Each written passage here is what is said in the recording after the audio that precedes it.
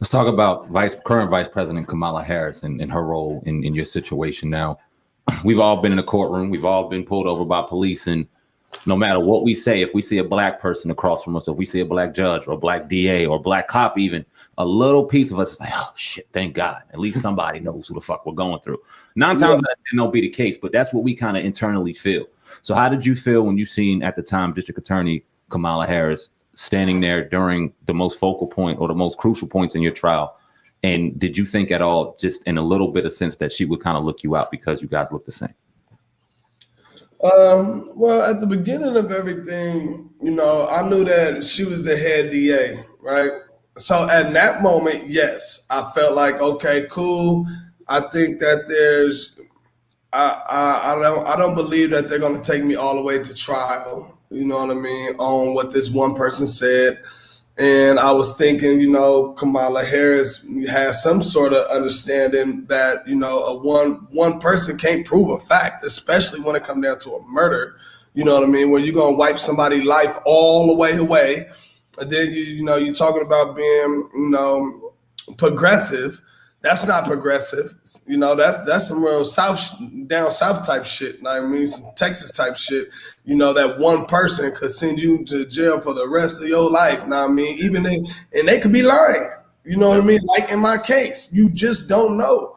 How many times have you been, motherfucker, accuse you of stealing or something like that? Now, I mean, and they were just totally wrong.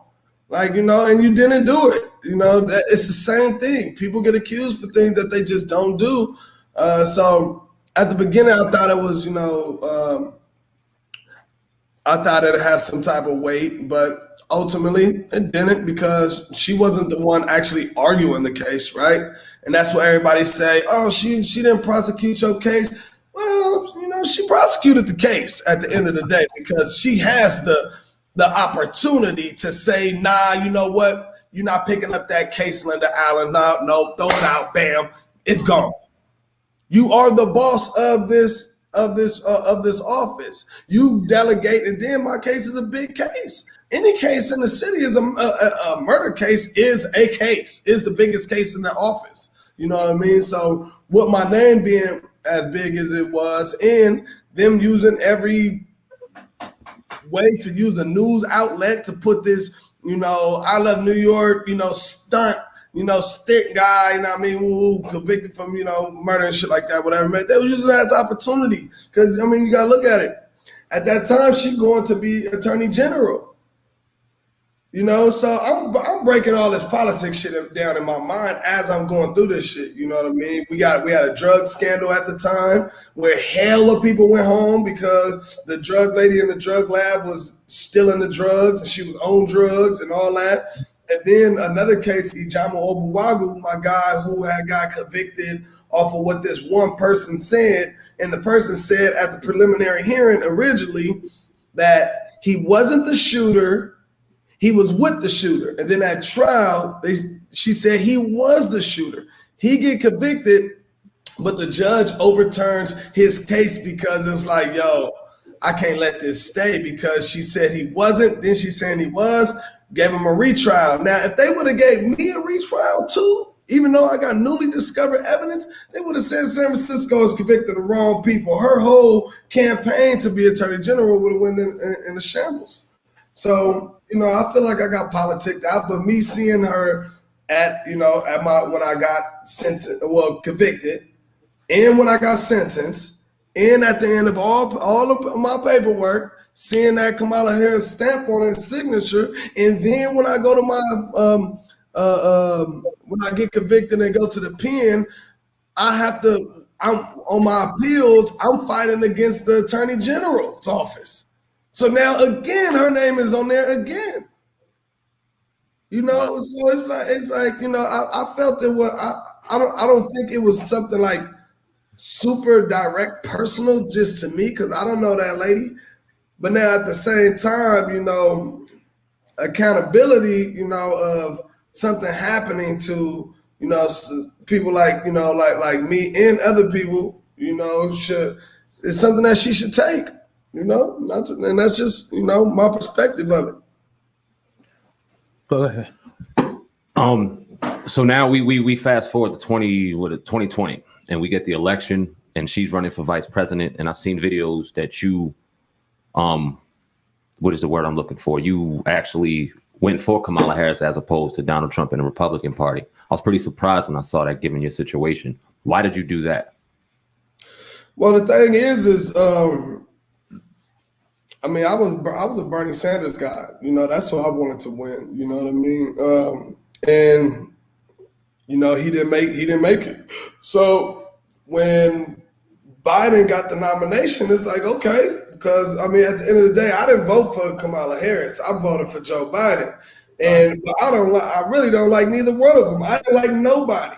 Like, you know, but what I wasn't gonna do is let the far right put me in this trick bag and use my story, you know, against them. You know what I mean? Because at that, and then I was, you know, to keep it buck, I was getting blackballed. I was getting blackballed. You know what I mean? Before she even got put in that position, so much of Hollywood backed her just as a black woman in general. You know what I mean? And that's cool and all, but when I was in Hollywood and I was, you know, taking my story here and there, and I'm able to show and do all of these different things, and I got so much publicity.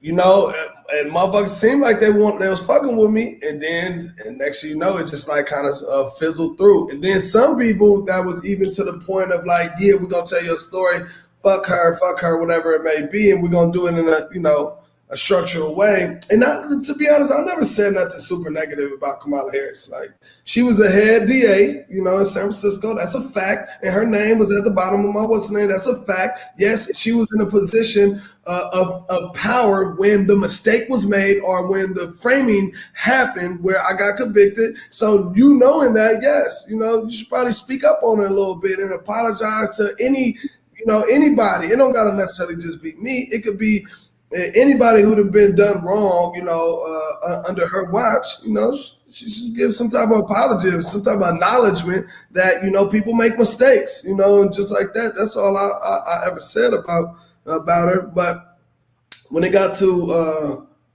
point where she got nominated, she got brought in to be vice president. You know, I got so many phone calls and shit like that from my advisor, from other people saying like, yo, you're gonna have to cut, you got to cut this funk or whatever you want to call it off of Kamala Harris because it could end up fucking up, you know, business, you know, investments and all of that shit. So, you know, and for me, I felt like I had to get ahead of it anyway, because if not, then, you know, there was the far right was gonna try to put me in a trick bag. Imagine a Donald Trump, you know, ad saying, "What about Jamal Trulove? Did you know what I mean? Come on now," and then it make it look like, you know, I'm rocking with them. So I had to get ahead of it, you know, and put my differences aside, which I did, and tell everybody that I was gonna go for, you know, Joe Biden, which subsequently, you know, puts Kamala Harris in office. So did you outside of you, did you like get a chance to look at her record with other black people in the state? Did you like get a chance to look into that? Yeah, absolutely. I know 5 people who convicted still right now in San Francisco. Been in 15 years already who didn't do it. Damn. 15 years, and I know it. I'm fighting to get them home right now. It's at least 5 of them.